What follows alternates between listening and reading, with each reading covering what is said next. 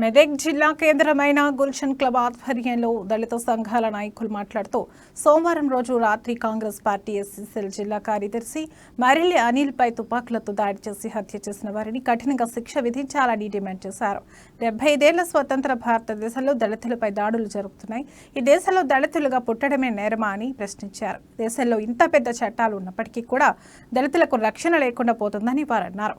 అనిల్ను హత్య చేసిన వారిని తక్షణమే పట్టుకొని తీవ్రమైన శిక్ష విధించాలని కోరుతున్నామన్నారు. లేకుంటే దళిత సంఘాల ఆధ్వర్యంలో ఆందోళన చేయవలసి ఉంటుందని వారు డిమాండ్ చేస్తున్నామన్నారు. ఈ కార్యక్రమంలో ఎంఆర్పీఎస్ జాతీయ ఉపాధ్యక్షులు పుర ప్రభాకర్ మాదిగా, ఎస్సీసీఎల్ జిల్లా అధ్యక్షులు జంగర్ల గోవర్ధన్, ఎంఆర్పీఎస్ జిల్లా వర్కింగ్ కమిటీ అధ్యక్షులు ఆస్త్రగల్ల బాలరాజ్, బీజేఎస్ వ్యవస్థాపక అధ్యక్షులు గోషికే యోహాన్, ఎస్సీసీఎల్ పట్టణ అధ్యక్షులు గడ్డం ప్రభాకర్, టీఎంఆర్పీఎస్ జిల్లా అధ్యక్షులు బంగిరిగల దుర్గయ్య, ఎంఆర్పీఎస్ సీనియర్ నాయకులు అరికల ప్రవీణ్, ఎంఆర్పీఎస్ హవేలీ ఘనపూర్ మండల అధ్యక్షులు ఎం సంజీవులు, రవి, రాజు, పుర్రా మహేష్, ఉషన్ గల్లా, బాబయ్య, నాయకులు శ్రీనివాస్, ప్రవీణ్, జాన్, ప్రతాప్ కుమార్ తదితరులు పాల్గొన్నారు. వారిని చంపడానికి ప్రభుత్వం ముందుకెళ్లి వారు ఏమైతే చేసిరో వాళ్ళన్నిటినీ తీసుకొని ఆ శిక్షార్హులను శిక్షించవలసిందిగా మేము విజ్ఞప్తి చేస్తున్నాం.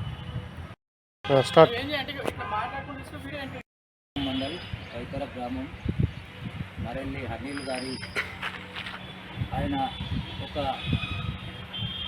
తమ్ముడు ఎంతగానో మా జాతులల్లో రిజర్వ్ మండల్లో చాలా ముందుకు పోయి ఎదుగుతుండు. కాబట్టి మేమందరం కూడా ఆయనకు మాకు కూడా ఆయన అండగుండి మేము కూడా ఆయనకు తోడుగుండి మా సంఘాలలో కానీ ఈ రూలింగ్ పార్టీలో కానీ తమ్ముడు ఎంతగానో ఎదిగిందనే మాకందరికీ ఒక ఆశ. కాబట్టి అటువంటి ఆ ఎదిగిన తమ్ముడినే ఈరోజు రాజకీయ నాయకుల పరంగా లేకుంటే ఏ వ్యత్యాసాలు ఉన్నా అటువంటి దాన్ని ఆ తీర్పును మాకైతే మా ముందు పెట్టి ఆయనను చంపిన విధానము మాకు బయటకు రావాలి. ఎందుకు చంపారు, దాని కారణం ఏంది? ఒక దళితుడు ఎదుగుతుండని చంపుతుందా? ఒక దళితుడు ముందుకు పోవద్దా? దాని విషయము మా అందరి ముందు, మా దళిత సంఘాల ముందు దాన్ని మాకు ఆ తీర్పు ఏదైతున్నదో దాన్ని మా ముందు పెట్టి లేకపోతే ఏదో విధంగా అసూయతోటో దళితుడు ఎదుగుతుండని ఆ విధంగా దాన్ని మధ్యపెట్టి దాన్ని బయటకు తీయకపోతే మాత్రము వాళ్లకు ఆ శిక్ష కూడా ఉరిశిక్ష విధించాలి. ఒక్కవేళ లేని పక్షంలో ఇదేంది అదేంది అన్నట్టు ఏదో సింపుల్గా తీసేసినట్టు దళితుడు కదా అని ఒక్కవేళ దీన్ని మాత్రం మభ్యపెట్టినట్టుంటే ప్రతి గ్రామాన ప్రతి జిల్లాల దీన్ని ఎంతగానో ముందుకు తీసుకెళ్ళి మేము కూడా ఆ తప్పు కోణం గిట్ట బయటకు రాకపోతే మేము కూడా ప్రతి ఒక్కదానికే సిద్ధంగా ఉన్నాం. కాబట్టి మీ పోలీస్ డిపార్ట్మెంట్ కావచ్చు, రాజకీయ నాయకులు, అధికారులు, అనధికారులు అందరూ కలిసి దాన్ని ముందుకు తీసుకొచ్చి మాకు తగిన న్యాయం చేయాలి.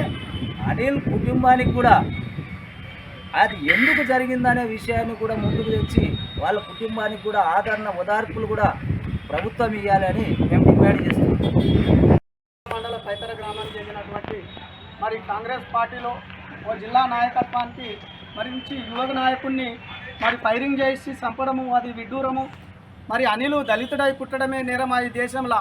మరి దళితుడై పుట్టినందుకే మరి అనిల్ను రాజకీయంగా, ఆర్థికంగా ఎదగలేని, ఓర్వలేని పరిస్థితిలో ఈయనను హత్య చేసినట్టు మాకు అనుమానం వస్తుంది.